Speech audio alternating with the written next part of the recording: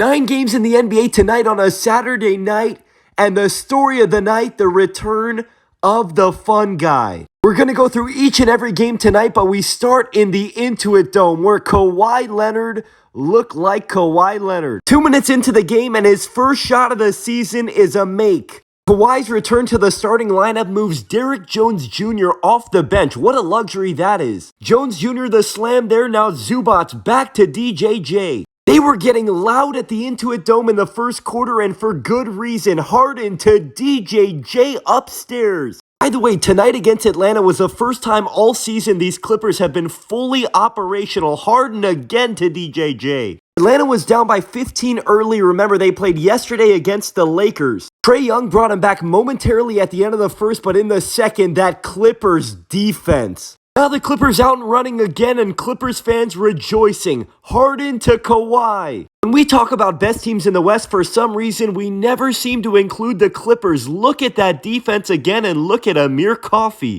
More Clippers defense here in an amazing second quarter for them, and this one was over by halftime. And this is going to be the luxury of playing with James Harden if you're Kawhi Leonard. He doesn't have to force anything because Harden's gravity bringing 2 guys onto him is going to lead to a lot of open and quality looks for the fun guy who looked good tonight in his return. If you didn't watch the game, you might look at Kawhi's box score and think he had a pedestrian night. But the important thing is that he looked fluid, he looked comfortable, he looked like himself. And this from Clippers reporter Tomer Azerly. Kawhi said, quote, "We're still easing me into the game. We're on nobody's timetable. Anybody watching that wants to see me score 20, 30 points or be aggressive. We are not on no one's time frame. We know what's ahead of us, and we have to keep building in the right direction." How about this inside scoop from Grant Money Mona, who, by the way, is a great follow if you haven't followed him yet. Kawhi apparently said in the post-game press conference that he has a new movie coming out soon. I would honestly watch that. So we started with a positive story, the Clippers beating the Hawks. Now we go to a team that has been heading in the other direction, Phoenix in Indiana. Some terrible transition defense to start things off. Some positive news for the Suns. Bradley Beal playing tonight. Beal starting off, getting right to the rim, and now Beal with some defense, Booker the hit-ahead pass, and Booker with some offense. Even though they're 2 games under 500, every single game you see the glimpses with them. Maybe I'm just too optimistic. Suns down by 1, and there's Durant's turn. All tied up now midway through the second quarter, and this Indiana team has been really finding their rhythm. Andrew Nembhard with a 3, and now moments later, Andrew Nembhard with a steal. They're out and running as they did so well last season, and Obi Toppin the layup. Start of the third quarter, Indiana up by 2, more from Nembhard, stepping back in another one. These are the moments where the Suns lose their grip on these games. Defensive breakdowns, Halliburton wide open for 3. The momentum shifting in Indiana's favor, and Miles Turner, what a dunk. Phoenix down by 10, early stages of the fourth quarter trying to hang around. Grayson Allen's presence has been missed.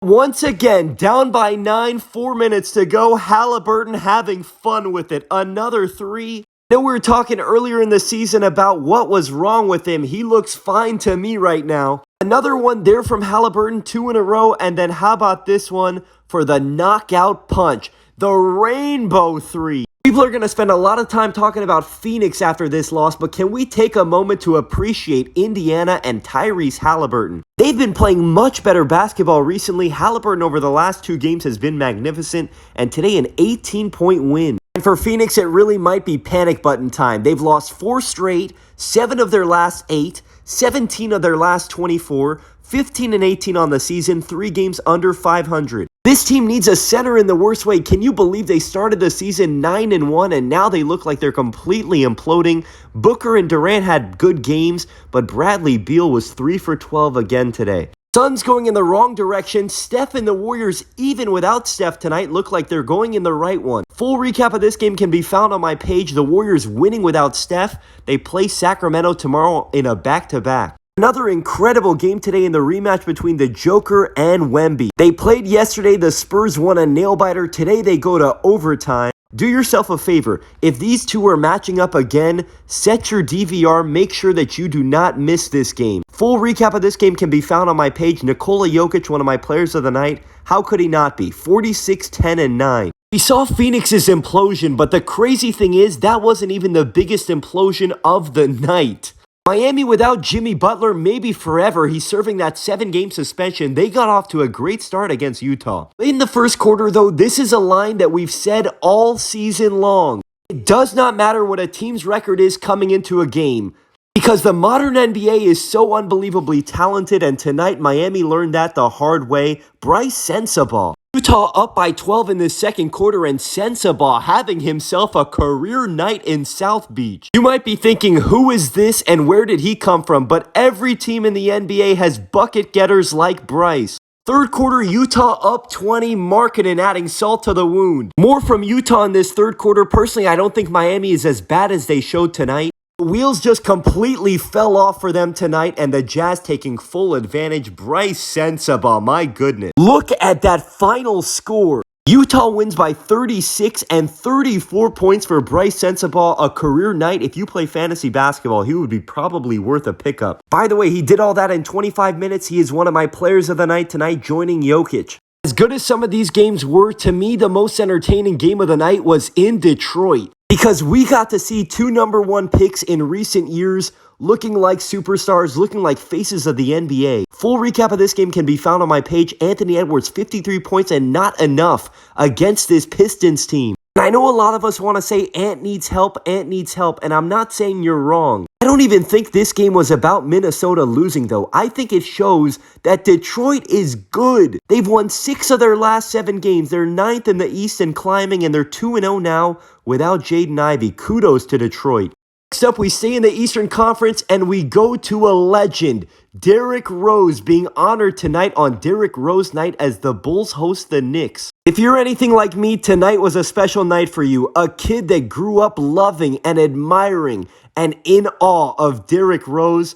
It was a special night in Chicago. The Bulls also announced that Derrick's jersey, the #1, going in the rafters next season, deservedly so. He's a Bulls icon. New York, though, trying to play spoiler on Derrick Rose night, coming off that epic game in Oklahoma City. How much gas do they have left in their tank? They got off to a great start, but now here come the Bulls led by their defense. Giddey the steal up ahead to Levine. Bulls down by 7, final seconds of the first quarter. Kobe White beating the buzzer. Second quarter and more from the Bulls defense. Giddey picks it up over the head to Levine, and it's showtime. Knicks up by 1 now, the former Wolves going toe-to-toe. Cat for 3. Moments later on the other end, Levine walks it up. Levine answers back. Early in this third quarter, the Knicks would actually take an 11-point lead. But I really think this play changed the whole momentum of this game. Giddey the alley-oop to Lonzo Ball. Lonzo getting up for the alley-oop, putting a smile on everybody's face, and the rest of the night was about Kobe White. When Kobe White gets hot, he can be as fun as anybody in this league. Step back, give me 3 more. And in the fourth quarter, final touches on a Bulls win, the sweet life of Zach and Kobe, Levine to White. Bulls with a big home win. This one is biased, but I don't care. Kobe White,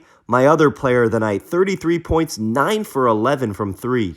Next up, we have Portland and Milwaukee, and check out these young Blazers in the first. The Bucks were upset their last game at home against Brooklyn. Tonight, they're looking to stop that from happening 2 games in a row, but Anthony Simons coming out determined. Final seconds of the first half were all tied up. What did we say with that Utah game? There is no such thing as an easy night in this league. Blazers out in transition. Denny feeding, dominating. Fourth quarter now, Blazers up 4, 8:20 to go. Simons to Denny, the dynamic duo. Milwaukee, though, answering back. Down by 2, Dame to Torian to Derry for 3 and the lead. Bucks down by 2, 2 minutes to go. Dame against his former team in Dame time in the clutch. Portland needing an answer, down by 2, 26 seconds to go. They go to their main man, Anthony Simons, and he gives them the lead. Final chance for Milwaukee, down by 1. They go to Dame Dalla, and he turns it over. Dame would get one more chance at redemption. No good. 2 straight losses for the Bucks now at home against teams they should beat, and Simons stealing Dame's thunder tonight. And last but not least, in Brooklyn, it was all Joel Embiid. It was all Sixers in this game. The Nets, by the way, don't have Cam Thomas or Cam Johnson, and D'Lo got hurt and left at halftime in this one. The Sixers don't need to apologize for that, though. They just need wins, and they need Embiid to look like he did tonight. Slowly but surely, he's looking like himself and they're looking like themselves. The numbers don't lie. The last 5 games, he's looked really impressive. He just needs to stay on the floor. I know tomorrow's football Sunday, but we get 6 games, including maybe the game of the